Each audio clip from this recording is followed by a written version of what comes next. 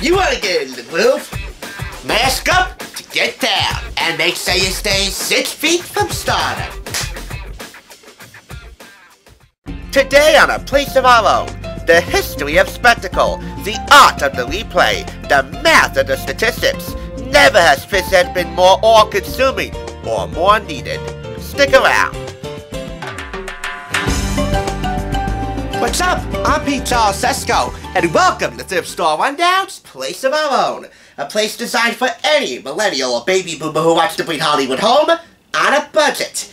As you know, every interaction you have with your favorite celeb or fellow fandom friend is a very important learning opportunity. So when it comes to educating yourself about the wonderful world of pop culture, we're all in this together. That's right, TSI is your first and coolest teacher.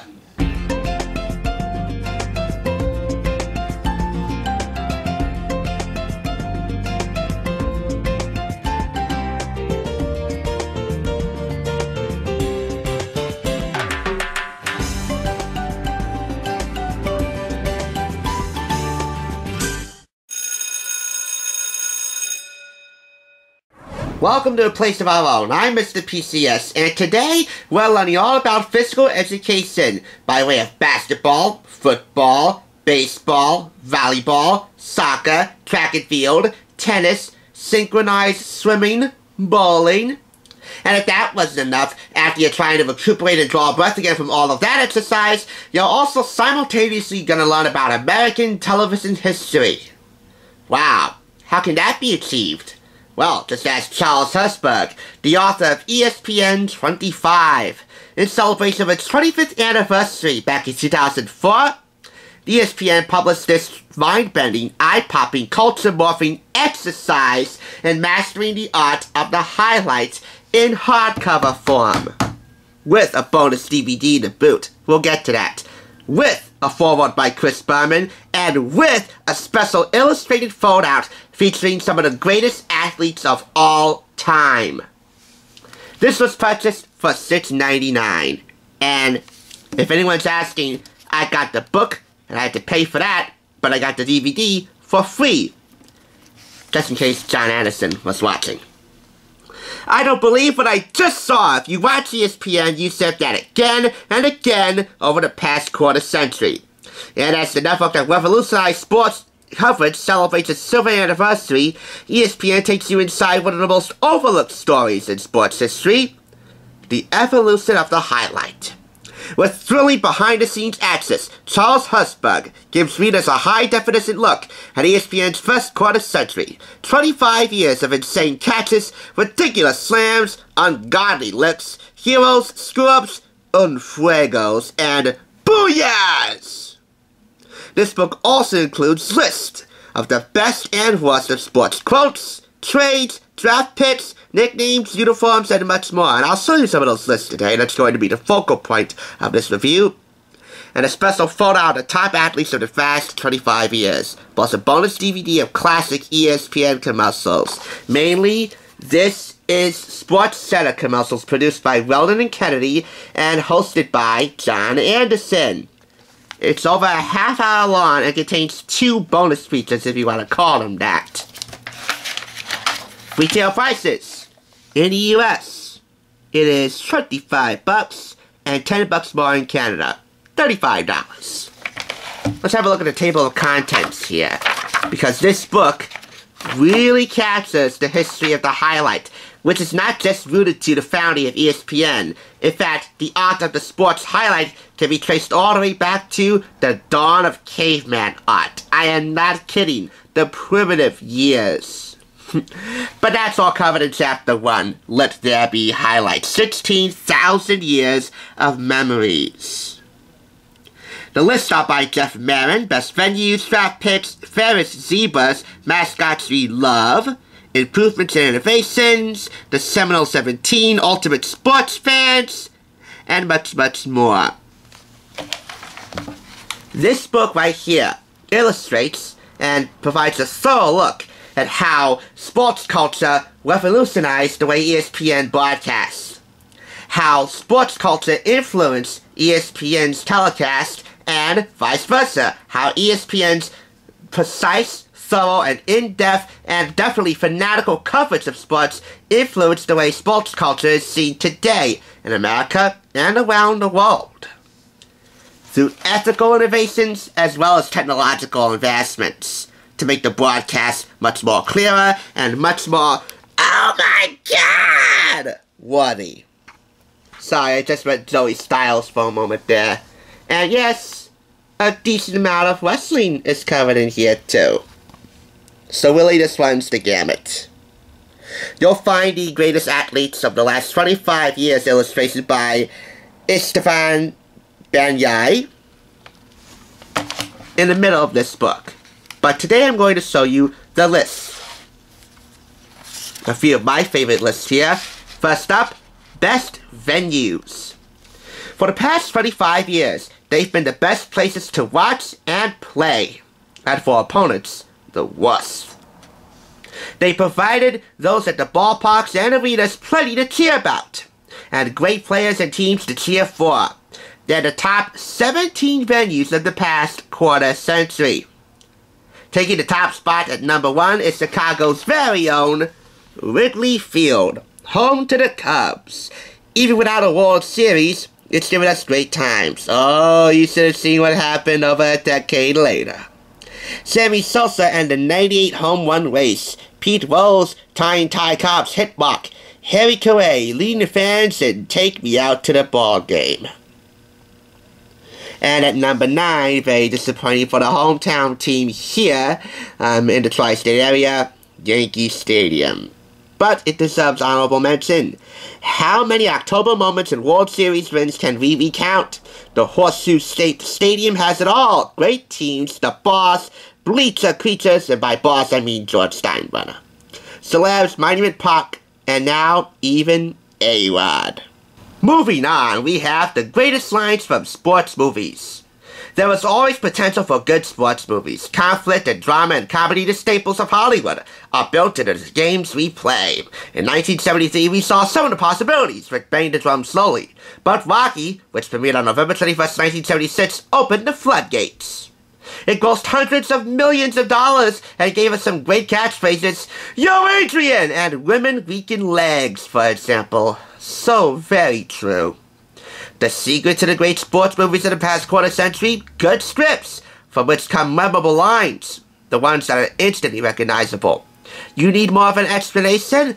Well, as Watt Tidwell says in Jerry Maguire, a common quote classic, show me the money! The Academy didn't just show Cuba Gooding Jr. the money, they showed him his first Oscar, of which he got to keep. My favorite line, however, is this. The Price is Wrong, bitch, says Bob Barker of The Price is Right, fighting with Happy Gilmore, Adam Sandler, in an MTV Movie Award-winning fight scene from Happy Gilmore. To this day, I have no idea how that won an MTV Movie Award fight scene, but that is the impact of Bob Barker, if you will. He is a pop culture legend, and all due respect to Adam Sandler. He is one very fine comedian. Family comedian? Well, no. Great lines also from Any Given Sunday, The Natural, Field of Dreams, A League of Their Own, and Bull Durham. And now for the seminal 17, highlights that take over the world. ESPN's highlight revolution began in earnest in the early 1990s when producer Dan Steer sat down to make a list of all the different ways a story of an athletic event could be packaged. The list was far from complete, but that was the point. There are an infinite number of ways to tell these stories, says Steer. But to this day, a good 90% of highlights seen on ESPN fall into one of these categories. Who won? Epic! Hail, conquering hero! Blowout. Just put a gun to his head and put him out of his misery. Put a gun to all of their heads and put them all out of their misery. The defense wins! Something you never want to hear in a courtroom during a high-profile trial. The offense rules! The class of the Titans! Turning point! Single series! Blue collar! Cutaway! Do you see a trend? Game plan? Controversy? And history. But my favorite delivery of a highlight has to come from Stuart Scott, the rapping ESPN anchor. He delivers a poem somewhere in this book regarding a game. I believe it was a football game. I miss him. I know many SportsCenter fans do too. And now for our final list, the best 15 sports books.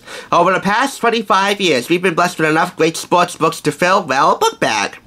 None of us have read them all, although we love to have the time, but all of the authors in this list have their own strong opinions. So we came up with a master list consisting of dozens and dozens of sports books, focusing on those that are truly great reads, thereby arbitrarily eliminating some great reference books that have come out lately.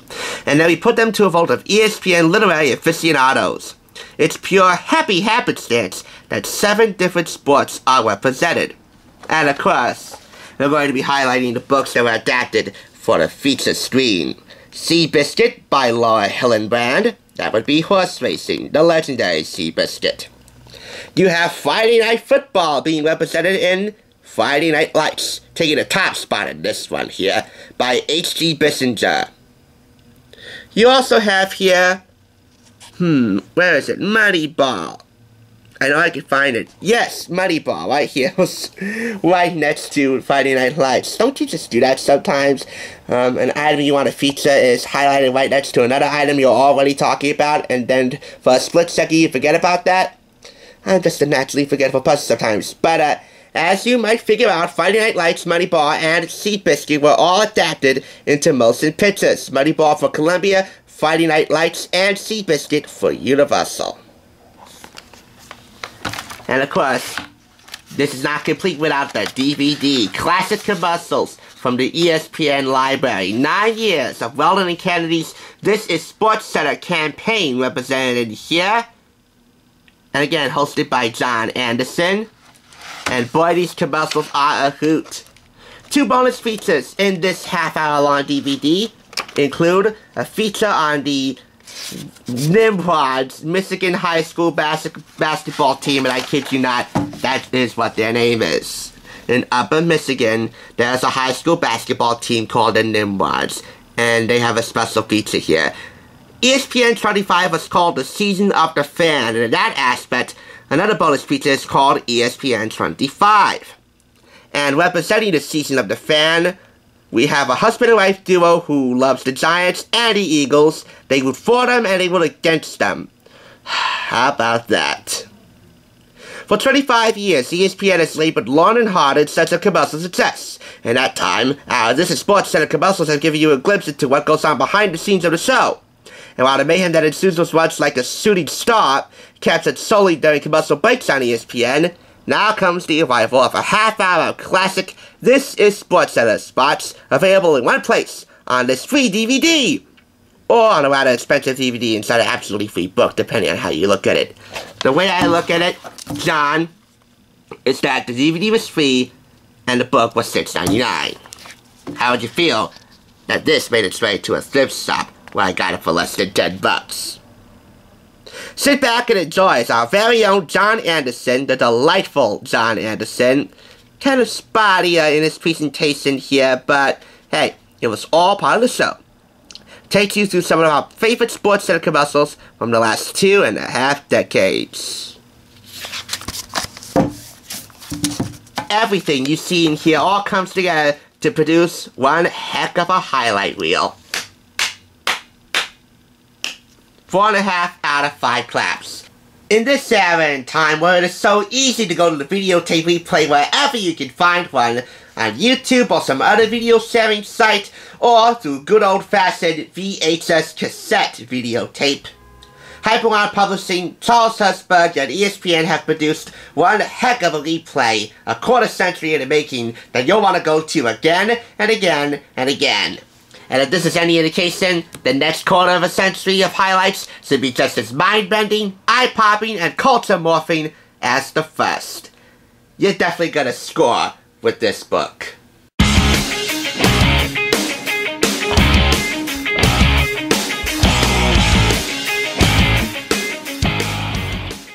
Class is dismissed for the day, but if you missed any classes, Get caught up by clicking the link in the description below, which will take you to the Too Cool for School playlist, which also includes videos from last year's series. Thanks for joining us, and make sure to subscribe for when it comes to bringing Hollywood home and to the classroom on a budget. TSR's your first and coolest teacher. We'll see you next time on the flip side on A Place of Our Own.